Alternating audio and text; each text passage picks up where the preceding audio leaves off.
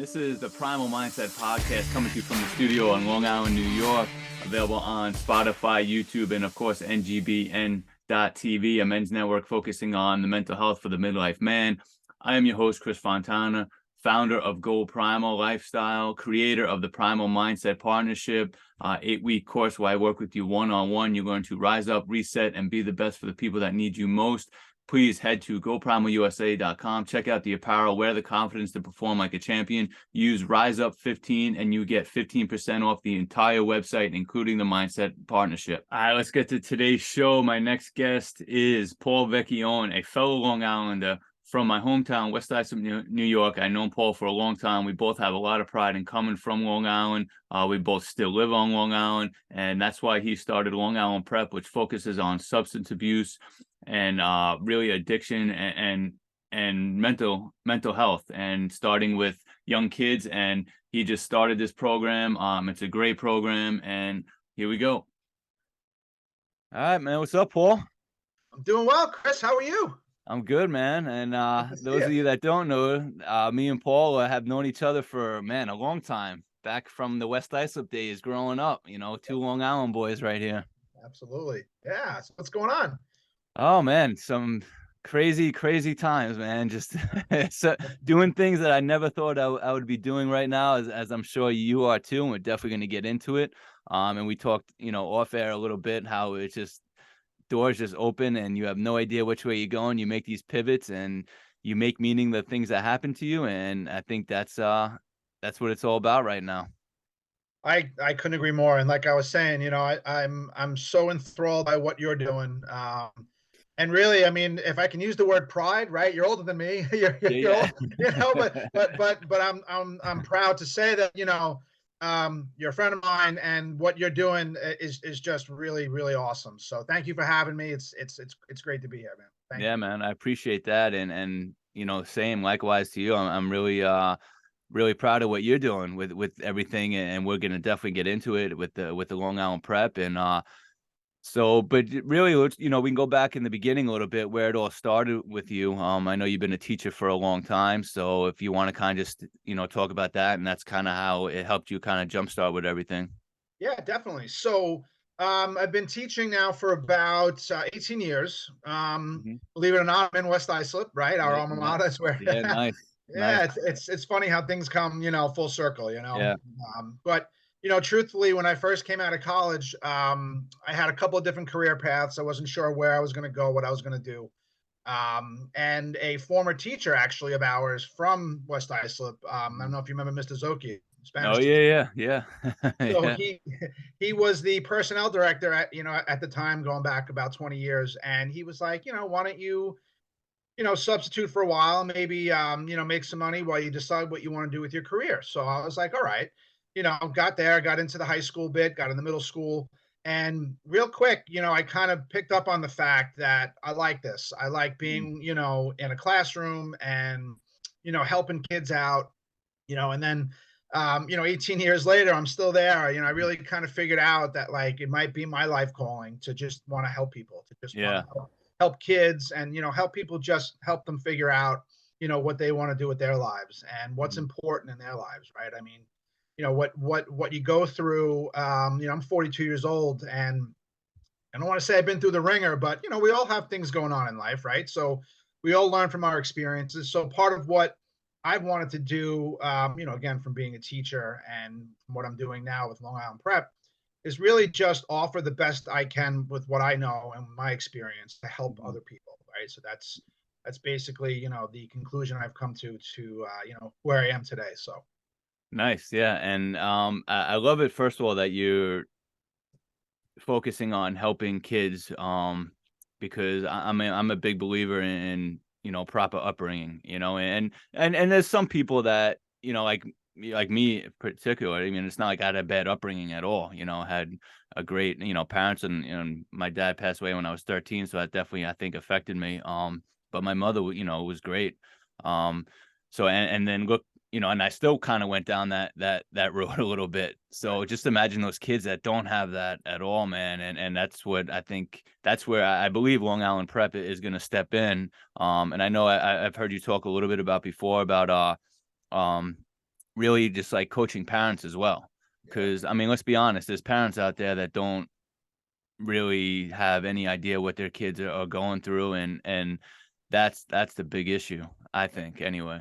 Yeah, I mean, I couldn't agree more. And again, just being in that arena, just being in that ecosystem, right, with Mm, schools and with parents and with kids, with teachers, with educators. There's a gap there. What happens at home, the teachers and the education staff aren't exactly up to date on what's happening at home with the kid. Parents aren't always up to date with what's happening with their kids at school. yeah, So part of what I'm trying to do is close that gap and basically raise awareness, not just for drug abuse and alcoholism, but also mm, mental health, right? yeah, Because one is cause of the other and vice versa. Through my research and my field work with this, I basically picked up on the fact that addiction and mental health, they are brother and sister. They yeah, are really, one is the cause of the other, like I said, and vice versa. So you're right, coaching parents is probably as important as educating kids.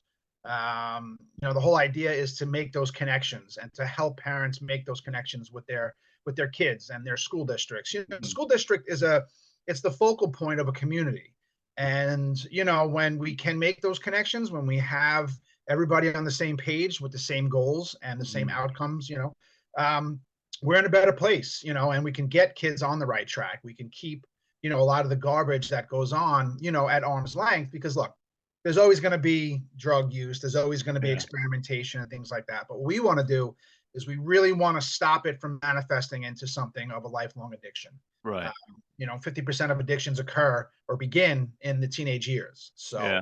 So if we can kind of get a kid on the right track there using our program with helping parents and helping the teachers and education staff really work together, I think we're going to be ahead of the game. Yeah, absolutely. And I think a lot of addiction really, like, I mean, because obviously, I had my issues with alcohol, and as everyone knows, but I wasn't one of those people that knew right away, because and you get some people, they just, that's what they say, like, oh, I knew I was an alcoholic right when I started drinking. I had no idea. I just, we hung out in high school, we partied on the weekends, and I didn't think anything of it. It was later on, once I graduated high school and went to college, where I started facing adversities as a man, and I think, just like I said, not having my father really affected it. So I think that's when the mental health started declining, and that's what really kickstarted whole, like, where do you find help with it? You numb yourself because you don't have any other way. So I would just drink and get drunk, and it would numb everything. And then you kind of fall into that cycle of, you wake up and then you do it again, just because you have no other way of doing it. Especially as men, I think we find like there's no one to talk to because we don't want to seem weak. Um, but that was just my particular story, which I'm sure it happens with a lot of people. So I think you getting them at a young age and educating them, I think is a big game changer for that. Definitely. And you know what, Chris, your story is not unlike most stories when it comes to addiction. A lot of what I found, and again, I did a lot of research with this. Took me about 4 years to really Mhm. develop this program that is now launched. And I literally went to a computer and I went to Google and I typed addiction, and that was the start. And literally the next word on the screen was mental health. And then Yeah, I would Google mental health, and then it would be addiction. It's like I said before, they're so closely related. So in talking to psychologists, social workers, alcohol counselors in the field, I learned that what you said about basically coping with your dad's loss and with the mental health aspect of that. It was easier to get drunk than deal with yeah, your own mental health issues with that. So that's basically the story. Mental health addictive behavior is avoidance behavior. We lack the coping skills. It's easier to get high or get drunk to deal with right. certain issues. So when you say that, it really does ring true. I mean, it's part of that entire addiction paradigm. And for Long Island Prep and for realizing that that's the issue, my opinion, if we can get that early, we can teach those coping skills early, And we can teach kids about, being aware of their mental health, and if they need help, to go and get it. Hmm. We can avoid a lot of problems in adulthood, which is really what we're trying to do. Yeah. I'm curious. I mean, because obviously I haven't been in high school in a long, long time. So, do they have any like alcohol counselors or drug counselors in the school, or is that why you kind of went with the whole Long Island prep thing to kind of? Yeah. So, it's funny. Yes, they do. And I think that school districts really do a lot with a little. It sounds Mhm. strange, right? But, look, everybody is aware of the issues and what's happening. And school districts do have resources. They do have counselors. They do have mental health staff.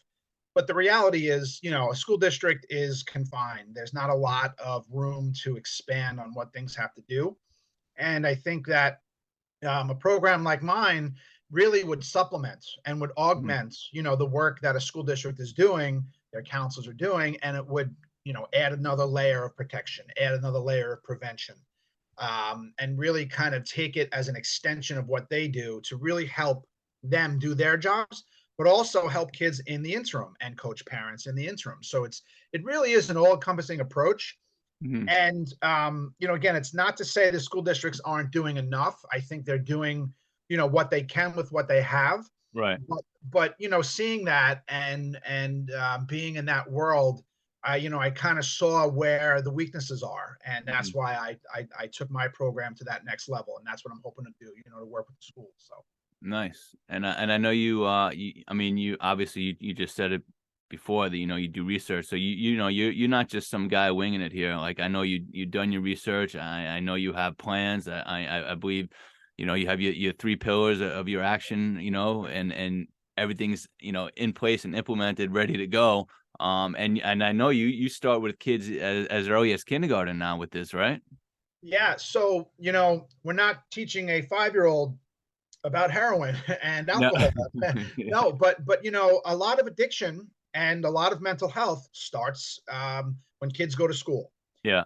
And they learn how to have effective relationships and cope with frustration Hmm. and be aware of things that aren't necessarily good for them, unhealthy foods, Right. or certain medicines at home that they don't want to touch if they're not supposed to, and things. So like what we do is we build that foundation, and we start at kindergarten, and then we work up and we work horizontally and vertically to give them that basis, so that when they enter fourth and fifth and sixth grade, when things like smoking and alcohol and even marijuana now, when those things start coming into their picture, at least they have a foundation. They have a base for, being able to make better decisions to stay away from them. Right. Have the self-esteem and confidence, the coping skills, like I said, and just the ability to know what's around them and be able to make responsible decisions as early, believe it or not, as fourth and fifth grade. I mean, I'm not sure about you, but I remember, I quit smoking cigarettes about 12 years ago, but Yeah. so that was when I was about 30. I picked up my first cigarette when I was like, I don't know, 10, Yeah. 11. Yeah. Yeah, just because they were there. I saw one, I picked one up, and then I was a smoker for 13 years or whatever, 12 years. So it took me a long time, to figure out that having that access and exposure, that having the cigarettes there. But part of the reason why I started smoking now, I was lucky Yeah. enough to have quit. But anyway, so like bringing that information to a child early is super important. Yeah, absolutely. And yeah, I mean, I was probably in the 13 to 14 range, because someone has you like, all right, I'll try it. Like I wasn't, I mean, I think the first time I smoked a cigarette, I'm acting like I'm cool, but it was the worst thing I've ever, ever Right. did in my life. I'm like, man, what the hell is this? Like, how do Yeah, people like this? garbage. I Um, know. and same with beer too. I think I was around 13 or 14 when I tried, my first, and I've had a couple, and like, hanging out with kids, and then I think so, like someone came, hey, get out of here, kids. We all ran, and then I didn't start drinking really to get drunk again until I was like 16 or so. Right. But yeah, I mean, you see kids so young now, and you look, you're like, how the hell is this kid smoking a cigarette? Like, what the hell is wrong with this kid? I know. But And it's just absolutely. So what we're trying to do is just raise awareness. Yeah. and give them those skills to just make better, healthy decisions, you know. Yeah, and it really starts when you kind of alluded to it before. It starts at home. I got my 3-year-old. I'm already teaching him, about, hey, it's all right if you feel sad, or if you cry, if you get hurt, or if something makes you sad, it's all right to cry, and but if you don't get your way, you don't cry. Like you got to teach them early, the different, differentiation, with that. And No doubt. like I already have them saying, yeah, you don't quit, you don't give up. You're a Fontana. Let's go. Right. And that support is, I mean, gold. It is Yeah. such, and it's sad to see the kids that don't have that, because, you know, let's face it, home is where it all starts, you Yeah. know. Yeah. And Absolutely. you know, I love that you said that, because that, I mean, it just makes me feel like, you know what, that, you know, your son is getting the support even at 3 years old. It starts that Yeah. early, you know. Yeah. Just kind of seeing that, you know, even kids today that don't have that support at home, they're missing a major part of their growth, of their development, you know. Mhm. So I mean, and that all plays into, you know, what we're trying to do too, you know. So Yeah, with the Long Island Prep. So is it an actual? It's like a separate location. It's not a part of the school, correct? It's just like a separate location where you can have kids come there for programs, and um, and parents come there for maybe like teaching classes or whatever it is. How do you do it? yeah, so it's actually set up kind of cool. I have it set up so that it's like a subscription. Hmm. So what I would do is I would partner with a school, and a school would purchase the subscription, and they would get all three pillars of action. So Okay. they would get the K through 12 curriculum, they would get professional development and community awareness workshops and things like that, and they would get our assistive technology for their social emotional staff to deal with kids in crisis, right? Okay. So it's, I don't actually have brick and mortar. It actually works out better that way, because, Yeah. you know, first of all, you know, obviously very expensive, but Yeah. the program will literally work directly with the school district. Okay.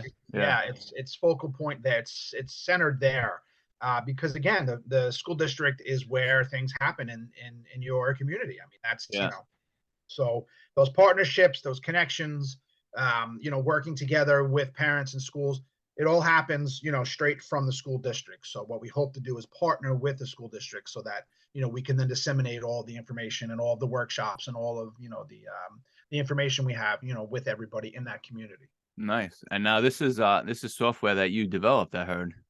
Yes, I did, and again, that just knowing how schools operate and knowing how interventions academically operate. I said, and it's funny because, you know, you and I were speaking earlier about, you know, COVID, and I had a lot of time that summer. You know, Mhm. we school shut down in March. We were officially done with the school year in early June. And then it was like June, July, August. I mean, those 3 months, we couldn't really do much. We couldn't go, you know, many places. I sat at my computer and I figured out the best way to get this program, you know, up to snuff. And Mm. I used the experience that I have from the school district and working as a special ed teacher for interventions. And I said, you know, they have really good academic intervention services in place. Why don't we do it for the social emotional part? Why Mm. don't we do it for prevention for drugs and for mental health awareness? Um, so those, you know, those were a long 3 months, but, you know, after that, I sent it off to my software team and my marketing team, and Mhm. last January we finally cut the ribbon. So here we are, you know.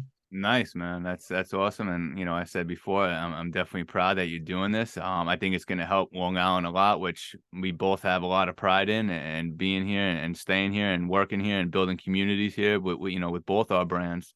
Yeah, Um, I'm curious though, how is COVID and staying home, and I know you got 3 boys now. I do. Yeah. I had three boys. I have a 9-year-old, a 7-year-old, and a 3 month old. Oh, there you go. Nice. So yeah, You're getting a lot of sleep right now, huh? yeah, it's busy.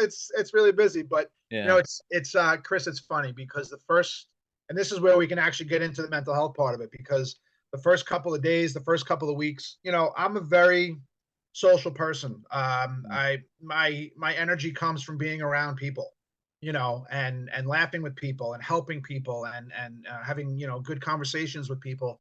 And you know, COVID cut that off real abruptly. really quickly. I struggled with it, Yeah.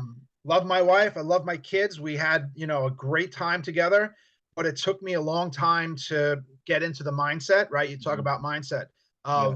of, these are the days now where you need to focus on being home for them and being, around with them and enjoy this time because we're never going to get it back. It's weird. It was Right. like a blessing almost. Yeah. But the first couple of days and the first couple of weeks, I really struggled with it because again, it happened so quick, and my lifeline to the world was cut off. Um, so I got along great once I figured out how to kind of get through it and get into that mindset. Yeah. And it was a lot of exercise. It was a lot of mindfulness and a lot of meditation, believe it or not. A lot of journal writing, a lot of gratitude. I became very intimate with each of those, and I've actually worked all of them into my 3 programs. So that's like, Oh, nice. Yeah. yeah. So, Yeah. so I definitely, that's something I worked into my mindset coaching as well. I think, first of all, just writing stuff down and getting it out of your head helps a lot. Because when you have stuff swirling around your head, it's going to just keep going and going. It's funny you said it was a blessing because I was working a lot at the time. I always had 2 jobs. And my first son, Santino, he just turned 1 in January, and then COVID hit, a few months later in March. So just even like from that whole when he was born to, when he turned 1, there was times I didn't see him for like 2, 3 days just because I would wake up real early, go to work, get home, for my second job, I'd come home real late right, and he'd already be sleeping.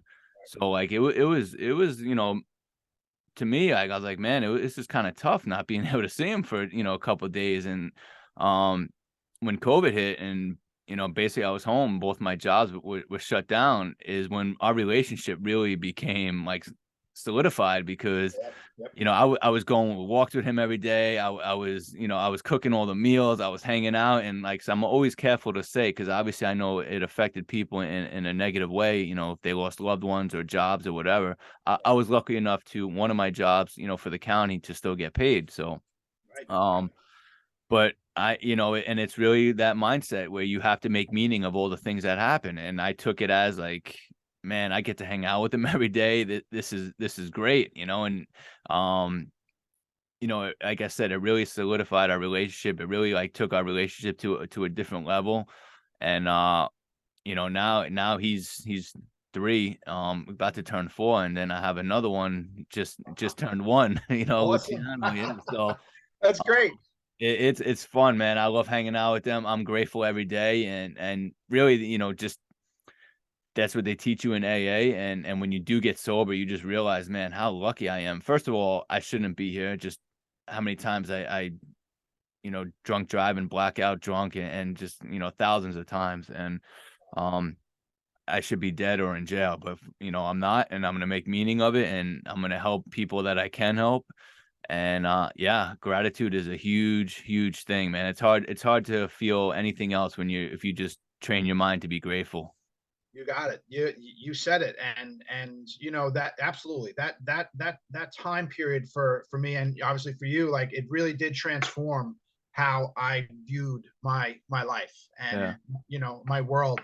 And you're not supposed to look back. You're supposed to look forward. But a lot of times, like I would just look at what I have, what I've accomplished, and just being around with a great wife, a great family, a great extended family. I mean, I'm still close with everybody, that I grew up in a household with. Hmm. And then, just taking all of that and just appreciating it and using it as fuel to go forward was a blessing. And, COVID was, like you said, it was really miserable for a lot of people for a lot of reasons.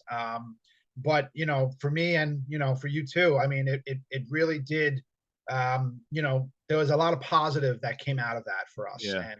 And, I think that's great. Now, for me, a lot of what what kids and, adults too, COVID really did a number on a lot of people for mental health. And we're still digging out of it. We're going to be digging out of it for a long time. Drug abuse, overdoses, and, Yeah. suicides. It's all at peaks. And I feel like what I'm doing, what you're doing, it really does. It's like a call to action for us. And, Yeah. I think that we're extremely lucky to have that opportunity. So let's take advantage of it. Yeah, absolutely, man. So where are you at right now with with Long Island Prep? Yeah. So right now, I have a couple of pilots going. I did a pilot in the spring for North Babylon schools. Okay, Went really well. I'm doing a pilot right now with Santa Mariches. nice.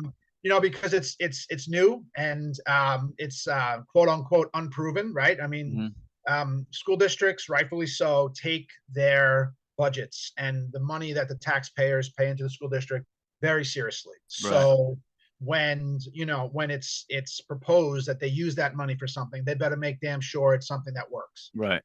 So I'm in the process right now of gathering that data and Okay. that information to show them that it works. I mean, I only launched 9 months ago, 10 months ago. So, everything takes time. It takes a lot of effort, a lot of marketing, which I don't like to do, a lot of selling, which I don't like to do. I'm not, Yeah, yeah, I'm, I'm not very good at that. I like teaching and, yeah, coaching and helping people, right? But I'm just out there trying to get the name out there, trying to get meetings, trying to meet parents, trying to meet, school administrators. And, it's a slow trickle, but I think once, these things really kind of catch on, for me anyway, it would make sense for school districts to pay a lot of attention because we have a really great, robust, program that's going to help out a lot of kids and it's going to help out a lot of parents and it's going to close a lot of those gaps and really give them a good way to deal with the two crises we have going on right now, which is obviously the mental health yeah, and the drug abuse. So yeah. So how long you think it would take to collect all that data and then kind of get everything together where? yeah. So to be evidence based, which is where you want to be, that's the gold standard for anything. And we have all evidence based research. Now we just got to put it into practice and Okay. really gather that data. I mean, 4 years, Chris, I did a lot of reading, I did a lot of interviewing. I went to I think about 17 AA meetings. You know, Okay. just to get a feel for what addiction is. Again, I'm very lucky that the only thing I was really ever addicted to was nicotine, but I was able to Yeah. kick that, Yeah. but really get a feel for how addiction operates and how it impacts people and excuse me, families and stuff. So having gathered all that information and put these programs now into use, probably going to take me about a year. I'd say a good solid year of gathering information and data to show the effectiveness Mhm. of what we're doing. That's a really good starting point. And obviously it's going to be ongoing. So we're gonna try our best. We're gonna try to get into as many places as we can, Yeah. uh, get get that information out there, and hopefully get going from there. Nice. Now I know one of the ways to get some information out is to have a podcast. So is that I know that's on your radar, I think, right? It is, and I think this is how you and I hooked up on Facebook. The podcast I was on a couple of weeks ago, Yeah. great gentleman, Jeff Newkirk out of Houston, invited me onto his Game Changers podcast. And first of all, not only was it a lot of fun, um, I just felt like, just having a casual conversation with, mutual peers and, somebody who understands, the world and just being able to get that information to somebody and out there is a really good way. And I don't know if you noticed, but I don't shut up. So having Yeah. having a forum to Yeah. really get that information out there is something that's definitely on the radar. I'm hoping to do it right after the new year. I'm in talks right now to get something going. So like I said before, I'm hoping to have you on as one of my first couple of guests here. Yeah, definitely, man. And Definitely. we'll duplicate the favor. Absolutely, Yeah, bro. nice. Yeah, looking forward to it. And to kind of go back to what you're saying with the whole like you hate the sales and the marketing and all that. I think like once you like have a podcast and you kind of you'll get used to talking about everything and you're a teacher, so obviously you're gonna have no problem with like talking about it. And if you're passionate about something, it's just gonna come very easy to you. So the more you do that, you kind of that's the top of your funnel. You're just kind of inviting people to listen to you, and eventually it'll trickle down to like, all right, yeah, let's get our school district to get this because Right. this is important. This guy knows what he's talking about. He knows what he's doing. So it's gonna be it'll start being like minimal effort trying to like push things in sales, because I don't like sales either. I never liked it. Like I never liked when people try to push it on me. You go to get a car and the guy comes starts saying, you're like, all right, man, get out of here. Like if I like the car, I'll get it. If I don't like it, I'm not getting it. So That's right. That's right. um so It's yeah, so true. you'll see that it gets easier with time with that, because you just start talking about stuff that you're passionate about. So That's it. And for you, it just seems seamless. I mean, so Chris, how did you, if you don't mind me asking, you mentioned some of your alcohol use as a teenager, but then it really kind of took a turn for the worse. I guess what, like during college, right? Like yeah. in your at what point did you come to the conclusion that you needed to, go a different road here? Go a different way, because I got to tell you, beating an addiction is a very difficult thing to do, as obviously. And Mhm. I'm only saying it just based on what I've witnessed, and researched and talked to people. But having that come from you, and what are you, 2 or 3 or 4 years later, you're obviously on a great track here. At what point did you kind of wake up and say, this can't be my life? Well, I mean, there was definitely a bunch of times I had that, you know what I'm saying? Like, but I mean, I would say like the final one where I'm like, this is it. Was I was 38. It was my last drink was actually Christmas Eve of 2017. So I have a December 25th sober date, so I'm never giving that up. Right. Um, Awesome. That is your Christmas, 100%. Yeah. yeah, it's a Christmas miracle every year, I always Yes, say. sir.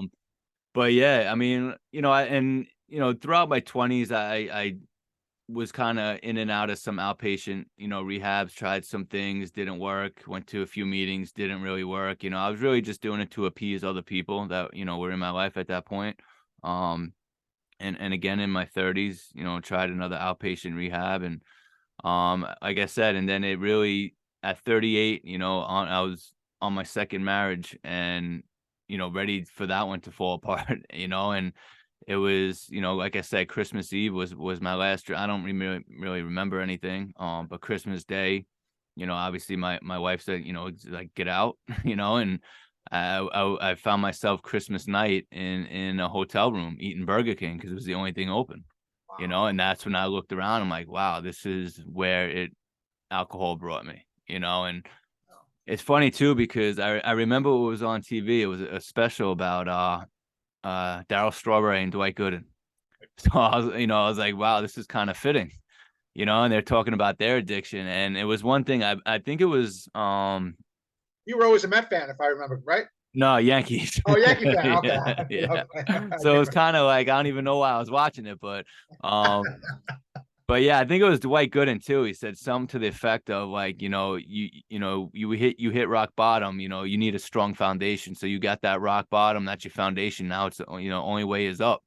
And it kind of just resonated with me. I'm like, wow. I looked around where I was, and I'm like, it's only got to get up from here. Like there's no way I'm letting my life end like this, and in and out, in second fail. And like I said, at that point, like, how many chances do I have of driving drunk and being blackout and not even remembering everything? And Right.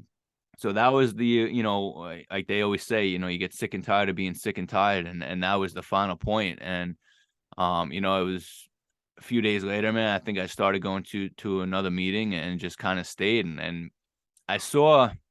And you can probably attest to this because you said you did some research and some meetings, just how genuine people were, that they wanted you to get better, that they cared about you. Because I mean, they can see it in your face. I mean, and as time went on, I can see a newcomer come in as well, and they always say, like, you never come in on a winning streak. So you can see the new person when they come in, and people just kind of flock to me, and you just saw that camaraderie, and people wanting you to do good. And I haven't looked back since. See that, and that's so awesome, because connection. You Yeah. made connection and relationships. I mean, that's the foundation of everything. Whether it's good or bad in life, I mean, that's where it all starts. that's a lot of like our philosophy too. That's a lot of what we, bring into our curriculum and our workshops with parents. I mean, those connections are crucial. And like you said, just being at a meeting, you're right. People who wanted to be there, people who really wanted to get better, went, stayed, and Yeah. took the time to tell their story, but also to listen to others. And I was really kind of impressed and blown away, really, about that. It's almost like a fraternity of people Yeah. who, right? I mean, who Yeah. of people who just wanted to not only get better, for, because helping others helps you. Yeah. Absolutely. Yeah. It's like a strange, selfish kind of thing, but you're not being selfish. Like you're just Right. trying to do what's best for you, but by doing that, you're helping somebody else, and it's like it just works. It's a really nice, cycle. So, I was just curious about it because, like I said, I read your story on Facebook. I was inspired by it. I see that you're doing great things with with the podcast and with the with what you're doing, and I just nothing but props, man. Admiration, and think about how far you've come, and you have so Yeah. much further to go too. So just Yeah. great. It's I awesome. appreciate it, man. And man, if there's anything I can do and help you out in any way, I got the addiction and the mental health to kind of help people. And yeah, anything I can do, and being both from Long Island, man, I think there's something that we can come up with. You got But it, yeah, man. man, let me know anytime. Definitely. And you know what? Same with you. I hope to get my podcast going soon. And Chris, I would love to have you on because Yeah. you know, I really can't say enough. It's just what you've done and what you've been able to, basically give yourself a new page at life. I mean, that's awesome. That deserves all the props in the world, bro. So, kudos. I appreciate it, man, and I appreciate you coming on. And Absolutely. this was awesome. I love that you love what you're doing. And yeah, I believe it's is it longislandprep.org is the website? It is, yes, sir. You can go there. You can read all about what we do. I have all my contact information on there, on my social media, Mhm. tags. Um, you and I will be in touch, though, dude. Definitely. Yeah, yeah, absolutely. Looking forward to it, bro. Thank you so much. All right, man. Yeah, this was great, and we'll definitely talk soon. Sounds good, Chris. Thanks again, man. All right, man. Take care, brother. All right.